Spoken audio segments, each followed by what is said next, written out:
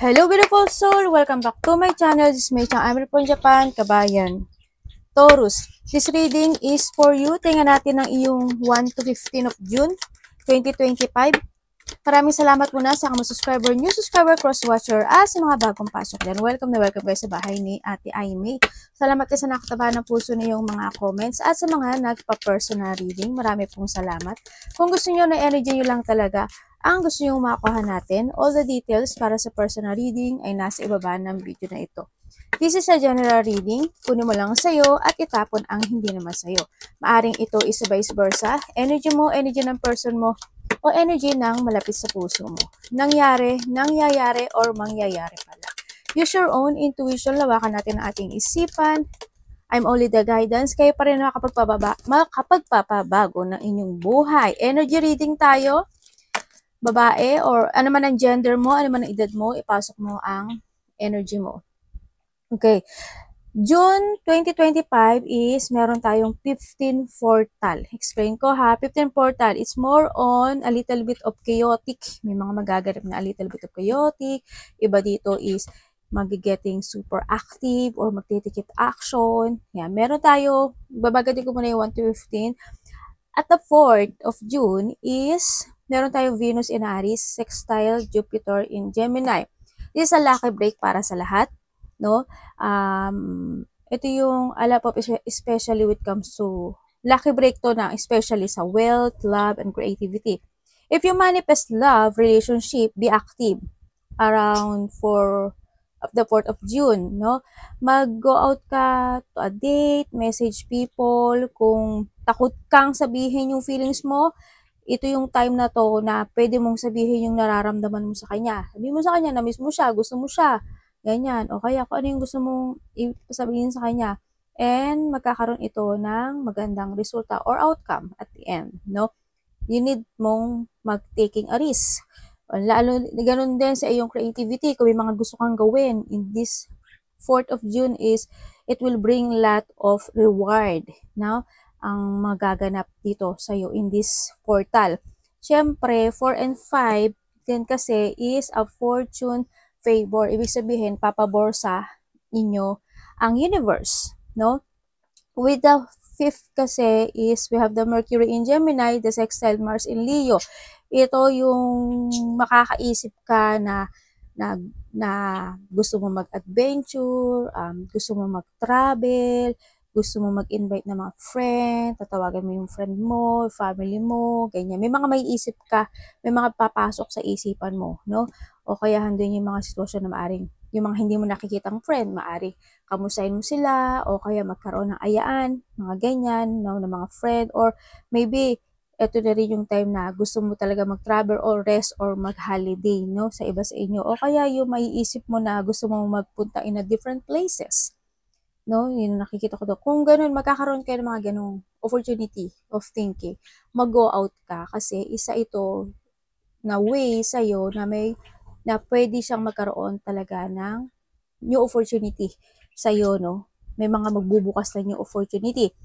Siyempre, kumbaga, this is the month of, pleasure. Allow mo yung sarili mo to finally indulge in pleasure. Kumbaga, kung ano yung ikasisiyan ng puso mo this time, i-go mo lang sa pinaka-good. And tatandaan nyo, 9 and 10 naman of June is medyo mag-ingat din kayo kasi we have the Mercury meets Jupiter, no? Mercury in Gemini, Jupiter in Gemini. And also, the 9 of June is the Venus in Taurus and the Pluto in Aquarius. Ibig sabihin, ito yung day na pwedeng magkaroon o kumbaga tumutuko ito when it comes to our emotions, no? Emotion, also communication sa mga paligid natin, kumbaga. Pwede kayo magkaroon ng mga struggle in relationship, o kaya yung mga misunderstanding, no? Pwedeng magkaroon this time. And then also, is pwede ka makasalamuha sa mga abusadong tao, abusaduhin ka, mga toxic behavior, mga narcissist person. Stay away sa mga taong ganito. Iwasan mo makisalamuha sa mga tao this time by the 8 and the 9. No, mas maganda na mag-isa ka, mag-relax ka, lumabas ka with your own, mag-spa ka, mag-pamper day ka, no? Kung may mga magdi-DM sa'yo, medyo ano mo muna, ignore mo muna yon for this day kasi para lang makaiwas ka sa chaos na pwedeng maganap o mangyari in this day.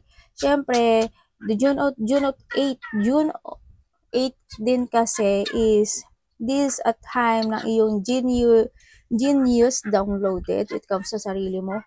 No, ito yung, kasi nga diba, kailangan mo mag-isa. Ito yung try to meditate, mag-pray ka, practice, kung ano yung mga gusto mo i-practice, ganyan. And then you will receive some message from the universe, o kaya yung iba naman pag hindi nyo nakuha yung na-download yung message na yon is maaring managinip kayo, no? Maaring may mga pumasok na panaginip sa inyo at doon niya ibibigay sa iyo yung message. Siyempre, ihanda nyo na maglagay kayo o magtabi kayo ng pen at saka notebook na susulatan nyo. Para pag open pa lang ng mata nyo, babuksan nyo na. Ay, maisulat nyo na. Kasi, in a minute set tayo tuloy. Panigurado, makakalimutan nyo agad yun. As in. And syempre, we have full moon in Sagittarius in June 11. Ito, and also Mercury enters Cancer din yun. 9, 10, 11, 12, 13. Ito rin yung time na pinakamalakas yung emotions din ng tao. No? Dito sa full moon na to, it will amplify your emotions. Kumbaga, full moon is a break free kasi. No, ibig sabihin, kailangan mo maglinis. If you are stuck in a past situation, any situation man yan, love life, something, kung ano-ano man yan, may mga bagay na, kung stuck ka, dapat mo na i-cut yun. I-cut mo yung mga cord na yun, i-cut mo na yung mga, point na yun, Kumbaga, may mga bagay na di ka na nag-enjoy. Diba? Maybe sa mga daily tasks mo, mga ginagawa mo kahit ayaw mo naman, di ba? O kaya sa job mo, sa relationship mo, sa environment mo. Ganun. Kumbaga, i-break free mo. Kung kinakailangan na mag-travel ka para magkaroon ka ng refreshment, o kung gusto mo lumipat ka, nasa sa'yo yun. Kung paano mo i-break free yung sarili mo for a while, or kung gusto mo talaga na pagod ka na doon, ganun. Expand mo yung horizon mo, increase mo yung sarili mo, paano gagawin? Lumabas ka, kasi makisalamuha ka sa mga bagong tao, ganyan, travel, gawin mo yung mga bagay na di mo pa nagagawa, mas good kasi yun, no? And then, syempre, do something. You will find some opportunity na para talaga sa'yo. No? And also, ito rin yung time na with the full moon of 11. Ito rin yung time, makakaramdam ka rin. Ito yung time na pwede magkakaroon ka ng mga bonding with it comes to a love, sa mga connections mo, ganyan, bonding time to. And then also, magkakaroon ng yung magiging mabait sa'yo. Both. Ikaw magiging mabait ka, magiging mabait sila sa'yo. Yung mga time na to, iba nag-away yung mga anak ko. Chaotic. Nagki-chaos na sila. Yun. Kasi, June is a sweet June. A month of love. Kaya nga marami nagpapakasal, di ba? When it comes to June. Siyempre, isa pa ang tatandaan nyo. June 15. 8, 9, and 15, ha? Well, pwede siyang maganap kasi in a whole month, no? Pero, kailangan nyo lang tandaan kung ano yung mga dapat mo ingatan. Siyempre, we have the Mars in Leo, the Uranus in Taurus.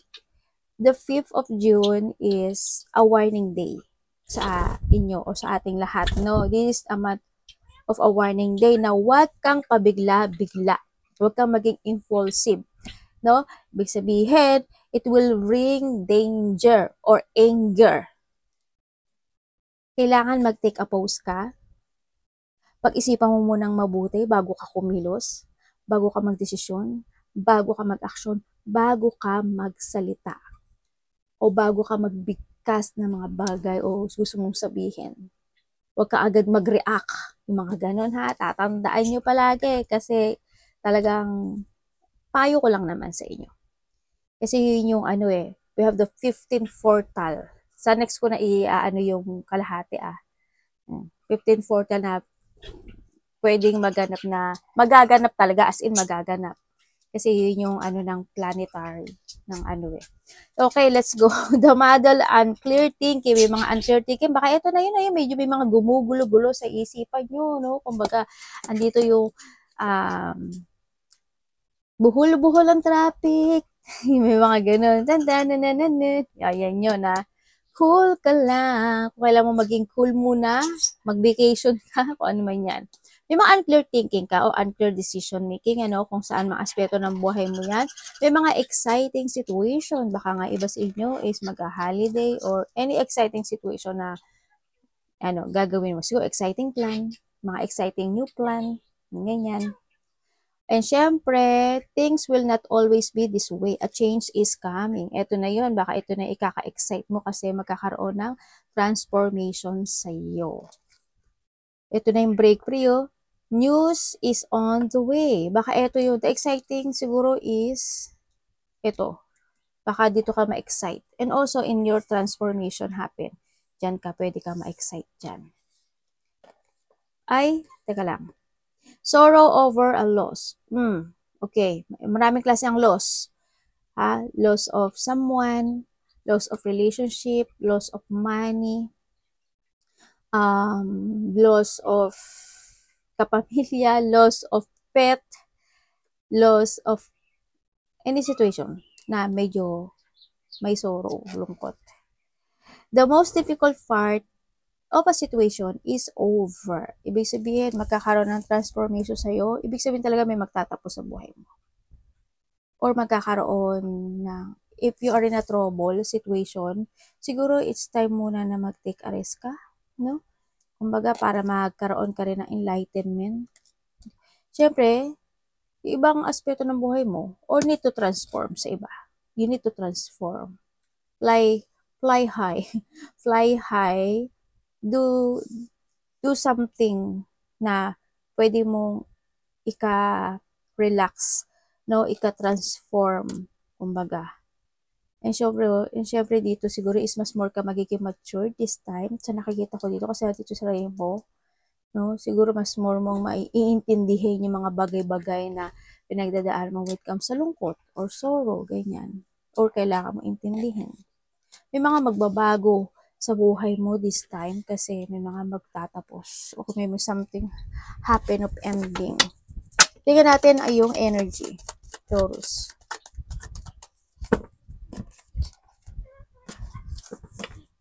The Nine of Wands. Ay. Ano po to? Okay, ang energy mo. Okay. Ang energy mo is, andito ka sa situation mo na mari magkakaroon ka ng lakas ng loob kasi you want to try a new path in your life. Sa nakikita ko dito, siguro andun na yung situation mo na magpo-focus ka na sa isang bagay in a new. Ganyan. Siguro you begin something into your life. Ganyan. Ibig sabihin is, may mga situation na magti-taking a risk ka, may mga sitwasyon na pwede mong i-let go, maybe you walking away with something, o maaaring may mga i-withdraw ka sa buhay mo, maaaring magta-try ka ng new path, or you begin something project, ganyan, ang nakikita ko dito. Pagbabalik ito ng lakas ng loob sa mga gusto mong fokusan, o sa mga gusto mong gawin into your life, no? Sa nakita ko, kasi magkakaroon ka ng mga pagbabago sa iba sa inyo ng pagbabago ng mga pananaw sa kinabukasan, ganyan, yung mga aspeto, yung feeling, i-renew mo, or magkakaroon ka ng changes, feelings sa iyong aspeto ng buhay. Yan. Kaya pagbabalik ng iyong confidence, no, to begin something into your life. Ano naman ang parating kay Taurus? May mga ano ka na, siguro iba dito, magiging very adventurous ka, ganyan. May mga new idea ka na a-actionan, mga exciting idea, exciting situation parating sa'yo. Ito na. Ay, sorry. The Wheel of Fortune. Ano po ito, universe? Okay. Pwedeng explain niyo po, universe. Okay, ang parating sa'yo, magbabago ang mundo mo. Magbabago yung mundo mo. Magbabago yung cycle ng buhay mo, ibig sabihin. Yes, there's a new beginning happen into your life. Siguro, yung iba sa inyo is maaring tatahak ka na ng panibagong places, panibagong situation.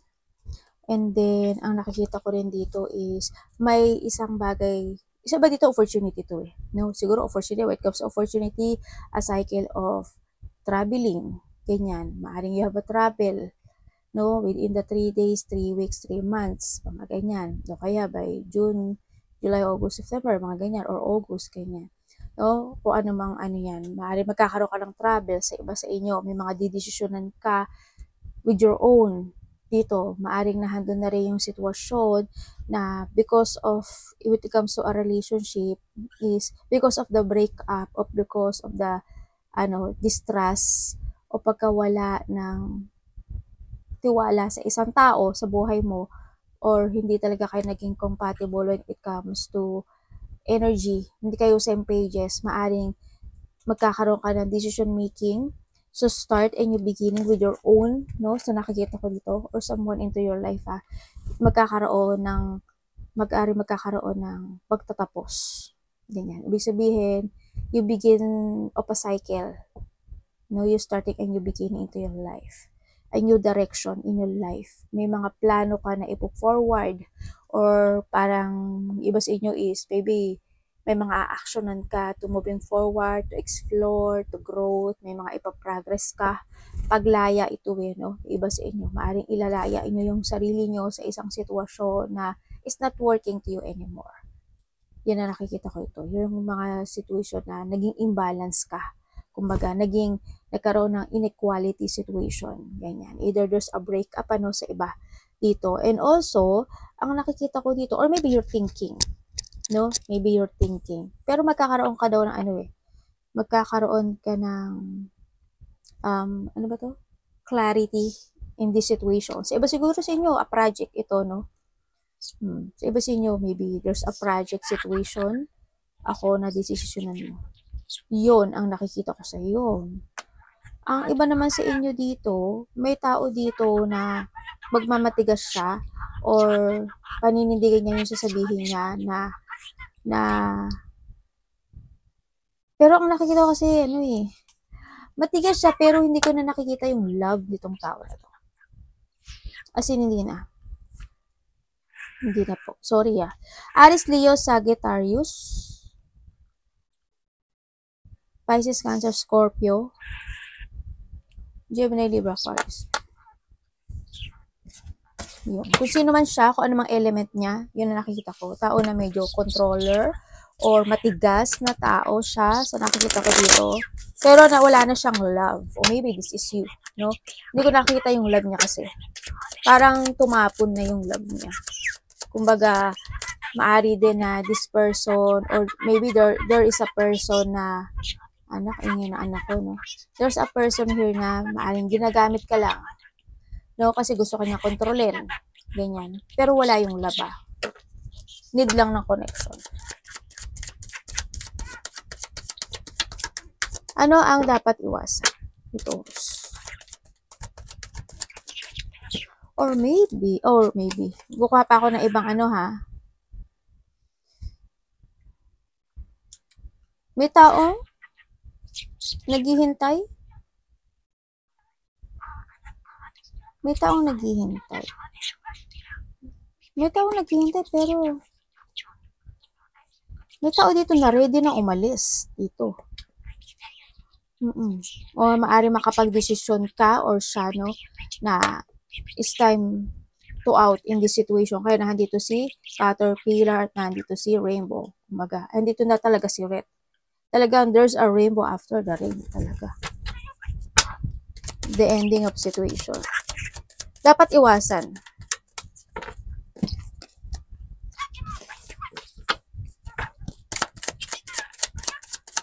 Taurus. Mhm.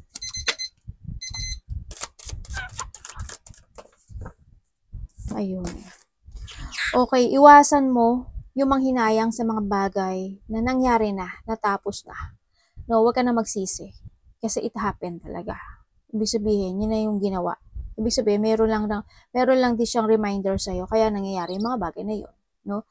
And then also, iwasan mo na magpakulong o magpatali sa isang sitwasyon na alam mo yung hindi ka naman lalago. Alam mo yung ikokontrolin ka or makokontrol ka or may stuck ka lang. Alam mo yun. Ilaya mo yung sarili mo. Hindi mo kailangan pang hinayangan yung mga bagay na magtapos. Huwag mong pagsisihan yon. Ha? And then also, iwasan mo din yung mga tao na hindi ka naman binabalyo. Mga tao na ginagamit ka lang. Diba? Yung mga inaabuso ka kasi mabait ka. Iwasan mo na hindi mo mahalin first yung sarili mo. Mahalin mo yung sarili mo. Mahalin mo muna yung sarili mo bago mahalin yung ibang tao. Kasi pag hindi mo alam paano mahalin yung sarili mo, paano ka magmamahal ng ibang tao? Diba? Masakit yun. Kasi mahal mo sila.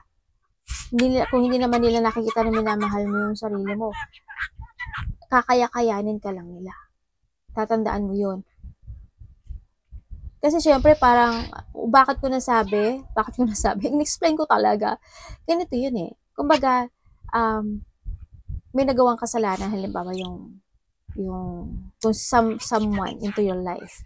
Tapos, syempre kung paulit-ulit niyang ginagawa iyon, parang maiisip niya na, tapos palagi mo siya pinapatawad, maiisip niya na, hindi niya nire-respeto yung sarili niya. Well, pwede ko uling gawin ito next time.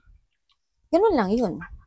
Pero if you respect yourself and you love more yourself, at alam mo paano mong mahalin yung sarili mo, gagalangin ka ng tao. Kasi matatakot sila eh. Diba? Ay, itong tao na to, dapat tong irespeto. Hindi to pwedeng gaguhin, hindi pwedeng ano. Kailangan mahalin mo muna yung sarili mo bago ka magmahal ng totoo sa ibang tao. O diba, ang galing ko magsalita pero hindi ko nagagawa sa sarili ko yan. Ay, nako. Ano ba yan? Ganun naman tayo, diba? Eh, syempre, sinasabi dito na iwasan mo yung ano ba to? Tulad ng sabi ko, diba? Is may mga chaotic situation. Iwasan mo yung mga toxic energy, maging materialism. Hindi ka naman materialism, syempre. Or yung mga tao na materialism. Iwasan mo yung mga tao na pwedeng mangutang sa'yo na hindi naman nagbabayad. Iwasan mo na mangutang. Iwasan mo yon. Iwasan mo mag-credit card, ganyan, yung magkas-kas-kas. Iwasan mo yan na, i-value mo yung pera mo. At saka siyempre, when it comes to a relationship, iwasan mo talaga na hindi kayo, 50-50. Kumbaga, give and take, ha?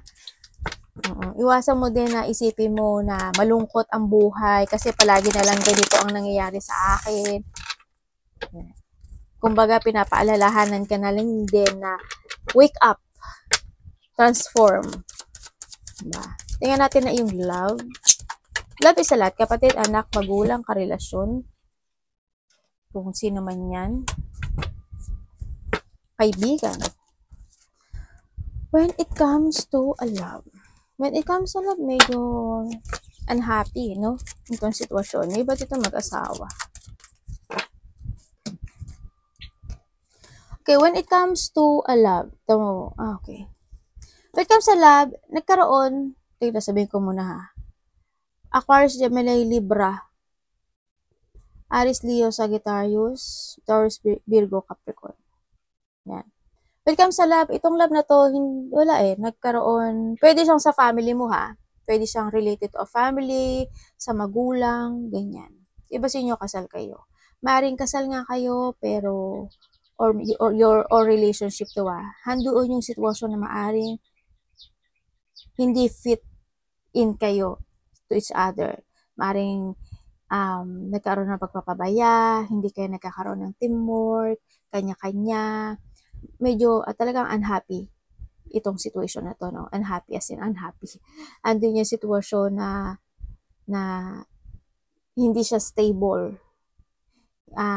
It's more on lack of success, lack of support, and lack of achievement itong relationship na to sa nakikita ko dito. Andun na rin nakakaramdam ka ng pagod, pero alam mo yung nakakaramdam ka ng pagod pero hindi mo siya kayang i-let go or vice versa. Kumbaga andun pa rin yung situation na nadidelay ka to let go this person, or kung nagkahiwalay kayo, itong tao na to makikipagbalikan to sa'yo. Kung magkahiwalay kayo sa mag-aasawa naman, andun yung hindi mo siya kayang iwan. Medyo nagkakaroon ng delay, maaaring hindi yung sitwasyon na nagkakaroon ka ng mental trap, hindi din yung sitwasyon na may mga kailangan mo talaga may unfinished business. Kung gusto mo pang buuin or gusto mo pang maayos or ito yung relationship na to. Ganun din sa mga separation na. Sa mga magkakahiwalay, siguro ang nakikita ko dito is, sa mga single. Sa mga single is,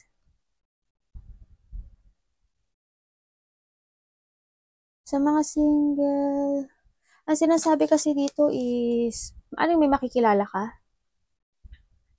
May makikilala ka na maaaring ito is mas bata sa'yo?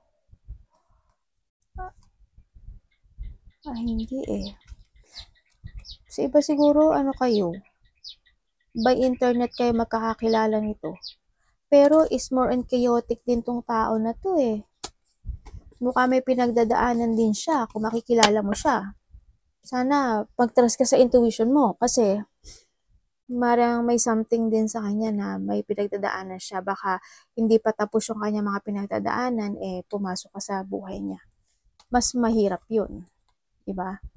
O kaya kakalit go lang niya dun sa relationship niya tapos papasok ka, mas mahirap yun.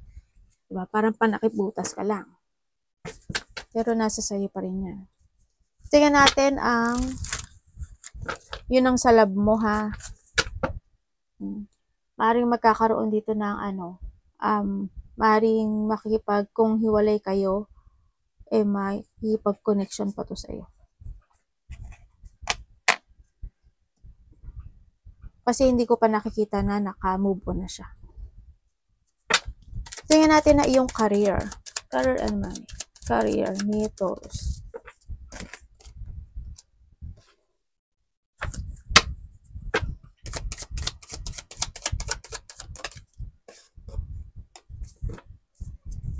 When it comes sa career mo, ang nakikita ko sa'yo, sa career medyo hindi rin maganda yung iba. No? Sa nakikita ko dito. Siguro, when it comes to a career, mas ikaw yung nagbibigay dun sa trabaho mo. Mas, kumbaga, ang mahirap. Ang nakita ko when it comes sa career mo, medyo mahirap siya. Mahirap tong career mo kasi handun yung maaring napapabayaan mo yung iyong social life, ganyan. Siguro, ang haba ng oras ng ng trabaho mo. Minsan siguro doon kayo sa 12 hours, ganyan, or 9 hours, mga ganyan, no? Sa iba sa inyo, basta mahaba yung iba yung trabaho Sa nakikita ko dito, mas nag-give ka at kumbaga mas giving ka dun sa pinagtatrabahuhan mo than sa marami kang nare-receive sa kanya. Parang hindi siya equal, alam mo yun? Ganun nakikita ko dito. With comes sa career mo, hindi siya nagiging maganda. Hindi siya totally, hindi siya successful sa nakikita ko dito Hindi siya it's more on failure. It's more on, there's a lack of achievement itong situation na to. Mabait ka lang talaga siguro kasi, syempre, kumbaga, kahit naman papaano, nakukuha mo pa rin yung needs mo doon sa pinagtatrabuhan mo o doon sa career na tinatahak mo, no? Kung own career mo ito or own business mo yan o pinagkakaperahan mo. Yun na nakikita ko dito. Kumbaga, satisfy ka rin naman kahit na pagod o kahit na medyo hirap, ganyan sa nakita ko dito. Pero siya, hindi ko pa nakikita yung success nito. It's more on frustration kasi nakikita kong feelings mo dito sa career mo, no? Yun. Kukuha pa ako ng ibang ano ha.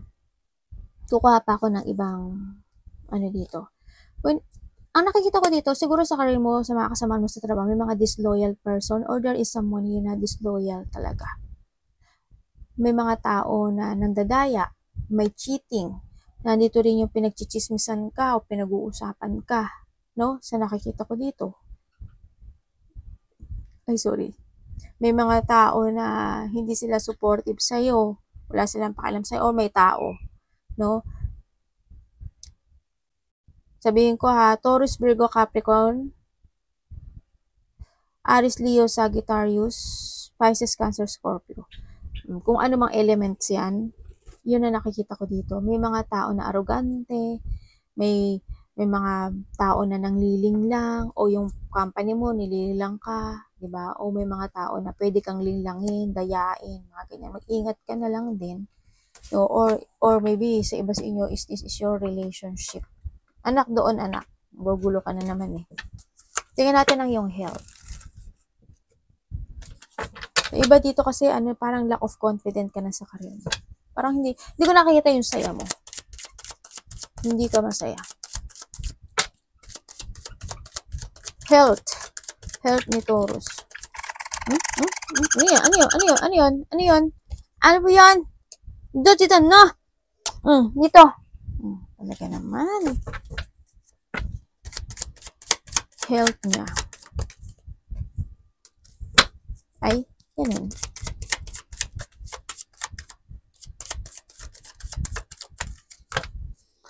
Okay, when it comes sa health mo, ano? Overthinking? It's two emotions. Isang arte ko talaga, no? Hayaan niya na. Kayo na mag-adjust sa English ni ate, ha? Alam niyo naman nabubita ako dyan. Pero gusto ko mag-English. Diba? Ano, masyadong emotional dito. Andito yung nagkakaroon ng mga intense when it comes sa'yo. And then, pinapakita mo kasi sa harap ng ibang tao, matapang ka, okay ka, you are fine, pero kung titignan ko dito, hindi. Kasi masyado ka emotional, masyado kang low energy dito sa nakita ko this time, ha. Kaya ang nakita ko sa iyo, it's more on depression, loneliness, it's more on pain, situation, heartache, ganyan. Hindi ka masaya, kumbaga, sa life mo ngayon. Sorry ha. Sa life mo ngayon. And then also, yung iba siguro, andito kayo sa sitwasyon na may mga sinisipon kayo, ganyan, o kaya, daroy, mabigat yung pakaramdam, and then also, basta hindi ko nakikitang saya mo eh. Hindi ko nasasaya. Hindi ko nakikitang masaya ka sa nakikita ko dito. May binubuli ba? May pambubuli? Parang andun ka na lang sa sitwasyon mo na pinipilit mo yung sarili mo sa isang bagay, sa isang sitwasyon na hindi makatotohanan. Alam mo yun? Ganun yung nakikita ko sa'yo. It's more nadi-disappoint ka. Ganun yung feelings na nakikita ko sa'yo. Sana wala kang ubo, sipon, mahirap na paghinga, or emotional ka lang talaga. Siguro sa nakikita ko dito. Yun. Kaya ang nakita ko sa'yo, medyo malungkot ka. Sa iba naman sa inyo, may tao dito, magkukuha ako ng ibang message may tao or magkakaroon ng conflict o hindi pagkakaintindihan talaga. Yun yung sinabi ko kanina, di ba? Magkakaroon siya. Malaki man o maliit yan, sana hindi ganun kalaki. May mga unexpected blow-up emotions.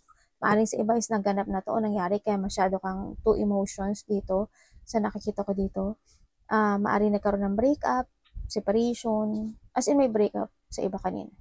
Or hindi yung sitwasyon na nagkaroon ng mga conflict, something loss, tulad ng sabi ko kanina, may mga intense pain, depression, pagkalito, ganyan. And then, dito yung sitwasyon na ang sinasabi rin dito may mga taong nakadikit sa'yo or someone na gumagawa ng hindi totoong chismis sa'yo. Kung kumbaga, may tao rin ako na nakikita dito na tao mapangling lang, mandraya, masungit, sinungaling. May taong may sikreto. Or nagsisikreto. May taong cold. Advice ko, universe.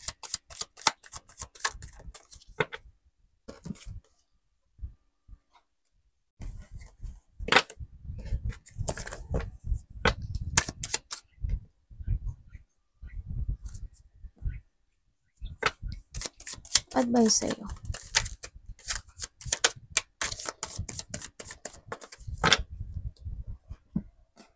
Naligo na naman yung anak ko. Ano pa naman anak ko to? Okay, ang advice sa'yo. Focus and take it action. To make it real, lahat ng gusto mong goal, magplano ka, mag-taking advantage ka when it comes sa lahat ng bagay. Alamin mo yung gusto mong layunin, plano, kailangan mo ng excellent prospect in life. And syempre, be stable, mag-think ka sa future mo, alagaan mo rin yung pera mo dito ha. Kailangan mo kasi this time is mag-save ka ng money dito sa nakikita ko dito. And then syempre, you need to be aware also sa feelings ng ibang tao, ganyan.